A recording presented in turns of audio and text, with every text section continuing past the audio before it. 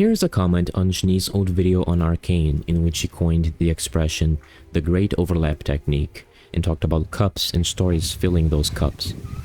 This form of investigating stories seems to begin by pointing to what appears to be on the surface level, repetitions of characters, arcs, and plot traits, which turn out to be something of a much greater complexity upon getting to know them and what makes them different.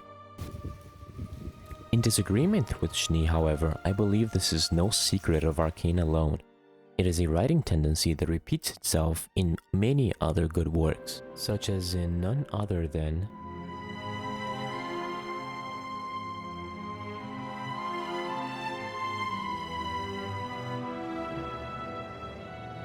The Lord of the Rings, but alas, I shall let him explain what he means by cup.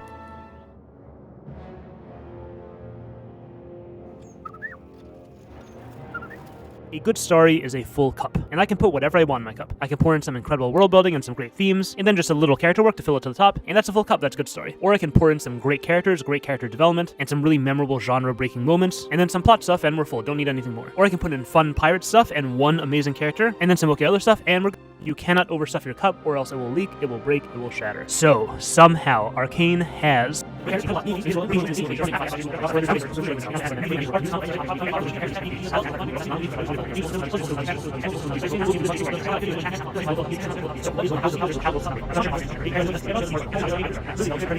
If a story appears to be fitting more than you thought possible into its cup, and if the cup is not getting bigger, that means the contents of the cup must be using that space more efficiently. So, in the main cast, in the Fellowship of the Ring, there are 9 male companions. There's a Hobbit male character. You're late. And there's a Hobbit male character, and a Hobbit male character, and a Hobbit male character. We have a scene at the bridge, and a scene at the bridge, and a scene at the bridge, and a scene at the bridge, and a scene at the bridge, and a scene at the bridge, and a scene at the bridge, and a scene at the bridge, a confrontation at the last drop, and a confrontation at the last drop, families torn apart at Soko's place, and families torn apart at Soko's place, characters arguing about using violence, and characters arguing about using violence, and characters arguing about using violence, and characters arguing about using violence, and characters arguing about using violence, and characters arguing about using violence, and characters arguing about using violence. I could go on actually almost forever. I'm calling this Arcane's Great Overlap Technique. Okay, very obviously much more intensive in Arcane. But here we have a hobbit who swears allegiance to a king of men to fight in the War of the Ring against the armies of Mordor. And here we have a hobbit who swears allegiance to a quasi-king to fight in the War of the Ring against the armies of Mordor. Until my lord release me, or death take me. And I shall not forget it, nor fail to reward that which is given.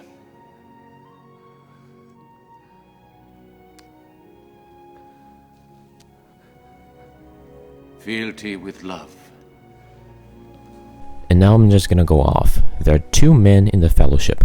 One is from the south of Gondor. Give Gondor the weapon of the enemy. Let us use it against him. You cannot wield it. And the other is from the north of Arnor. The One Ring answers to Sauron alone. It has no other master. There are 2 enchanting elven ladies in the story. Arwen, who is a she-elf, If you want him, come and claim him. and Galadriel, a blonde woman who dresses in white, also a she-elf.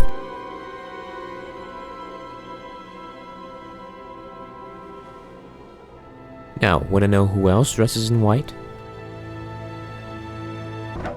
There's Eowyn, who is not an elf but a woman, whom Tolkien also describes as follows. Very fair was her face, and her long hair was like a river of gold.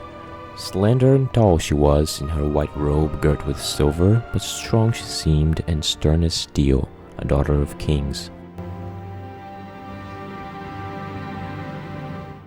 So there are 2 elven ladies, and 2 ladies who are blonde and dressed in white. Completely different characters, but as it goes, the most surface level traits are alike. The cast is composed of numerous characters of high status. Frodo is an aristocrat of the Shire. One of you must do this. Aragorn is a mighty king, heir to the throne of Gondor. No. You are Isildur's heir, not Isildur himself.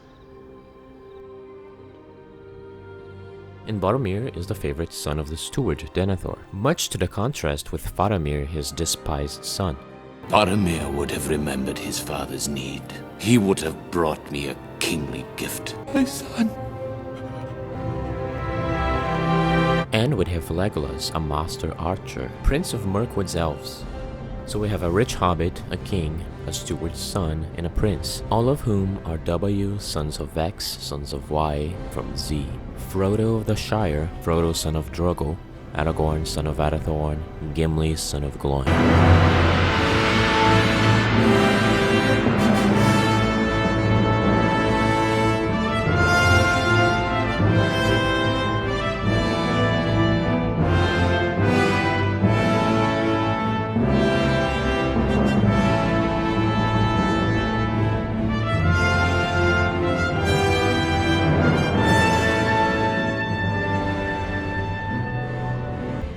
There are two Dark Lords, Morgoth being the first, the one to by far have created the most turmoil in the land, and there's Sauron, who might even have a greater potential than Morgoth himself. There are two trees of Valinor. This is a world-building question, by the way. Why not just have one tree? In the Fellowship of the Ring, two characters are immortal. One exists since before the creation of the world. Wielder of the flame of Arnor. The dark fire will never veil you, flame of Udun! And the other is simply of a race that resurrects when they die. Legolas, what do your elf eyes see? The Uruks turn northeast. They're taking the hobbits to Isengard. Saruman. There occur two hobbits with lifespans stretched by the ring, Bilbo and Gollum.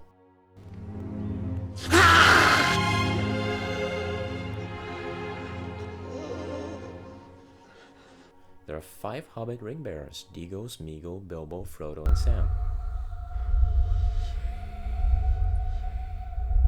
Sam, give me the ring.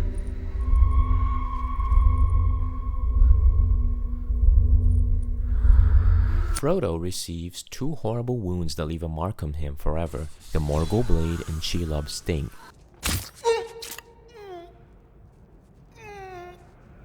There is something intrinsically more rich and interesting in how improbable events occur more than one time. There are 2 white wizards, and more in the lore. Gandalf actually becomes Saruman as he should have been, according to his own words. I am Saruman. Rather Saruman as he should have been. So 2 white wizards and 2 blue wizards in the lore who traveled south and are suspected to perhaps have failed on their mission. A king loses his son due to no fault of his own and blames himself. No parent should have to bury their child.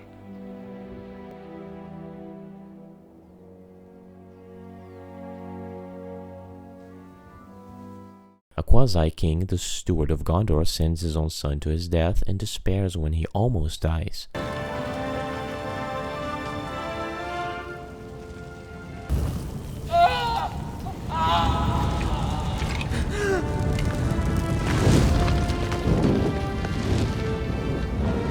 Surpasses Denethor, son of Ecthelion.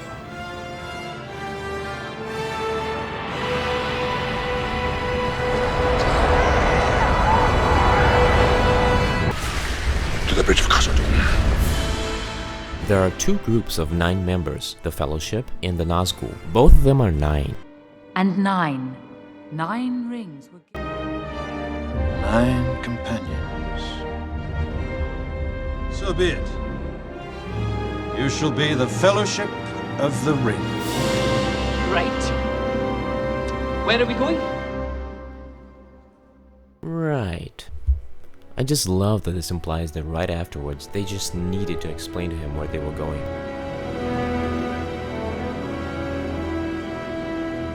So many similar sounding names. Just in the movies, we have Boromir and Faramir, Aragorn and Arathorn, Smeagol and Digo, Theoden and Theodred, Anor, Wielder of the flame of Arnor. and Arnor. Not in the movies, but Elendil the man, Behold the sword of Elendil. and Eärendil the elf. Also, Frodo was originally named Bingo. We know of Minas Morgul, in the past known as Minas Ithil, and there's also Minas Tirith.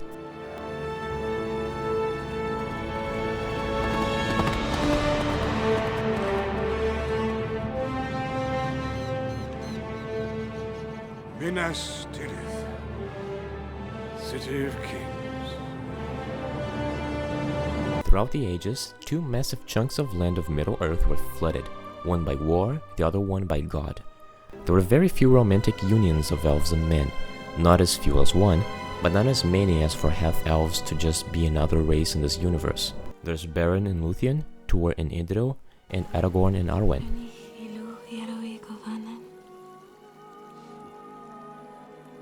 Even the world is predicted to be made again, a second time, a new music of the Ainur.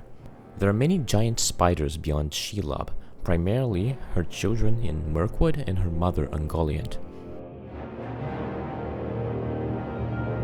We have not one, not three, but two great battles in the Lord of the Rings. The one in Helm's Deep. So it begins.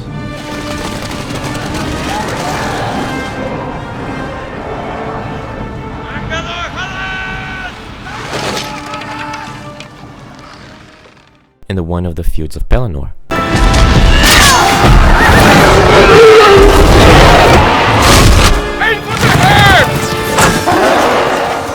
It is bland just to have one thing of everything. Sometimes an over-obsession with originality exists, that everything has to be different. I have a great suspicion that initially, Geralt was supposed to be the one and only Witcher, and as Sapkowski's world expanded and grew, Witchers developed into an organized order. And I think that the world of The Witcher is better for it. Geralt wouldn't be sufficiently unique, he would be too unique. Then there would arise questions such as why? Why is he the only one of his kind? There could be unnatural explanations like, oh, he's just like that, nobody knows, maybe God made him that way. Or it could be an even worse case of main character overimportance. We all share traits in common. It seems as though an extreme level of unlikely unicity is not reserved for us human beings nor created things.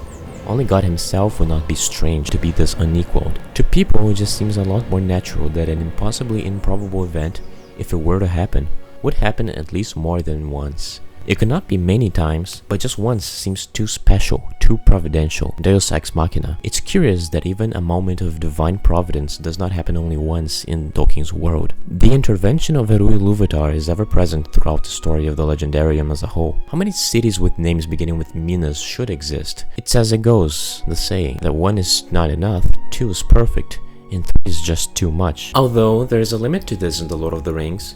There's only one Mount Doom, but two towers. Only one ring, only one ring, but also many rings. And guess what? Mount Doom is not even the only volcano in Middle-earth.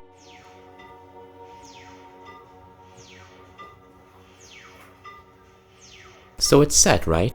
Things superficially related which have a very characteristic discerning factor that puts them apart is a device that makes a fictional world more believable. I disagree with Shni's idea, however, that there is such a thing as a cup, that this overlap technique is essential and necessary because a story needs to preserve space as one compresses files to make space on a hard drive. Even if that were true, a book could have a much bigger cup than a show, and a show surely would have a much bigger cup than a movie. However, I do agree that the contents of said cups can and should be used more efficiently, as said by him. Is the Silmarillion a bad book? I don't think so, though it is long and cluttered with many unexplained names and plots. Those who know it, and I haven't read it. The thought that concludes this video is that, well, Shni might be right. There is an amount which you cannot surpass in the story. However, that might not actually be content itself, but the type of content. You can have certain deviations from the main plot. However, you cannot overdo it, the same way that you cannot overdo several sorts of things. I've always been of the belief that ideas considered bad in writing are not bad essentially, but only because they have not been tried and produced good fruit. However, if a great writer attempted this, there is a possibility that he could make a masterpiece out of a so-called bad idea. I've noticed a tendency in the YouTube sphere of writing advice, of giving advice which would, in some form, completely compromise the quality of The Lord of the Rings in a way that people cannot even imagine. It breaks so many so-called writing rules that apparently one would not be able to conceive its success. The phenomena that I discussed in this video also ties into what I'm going to say. I think, in the end, that it is always better to just follow what I choose to name writer's intuition. You know when you're writing something bad, or at least you should be able to. I guess that makes the end of this video. Thank you very much for watching.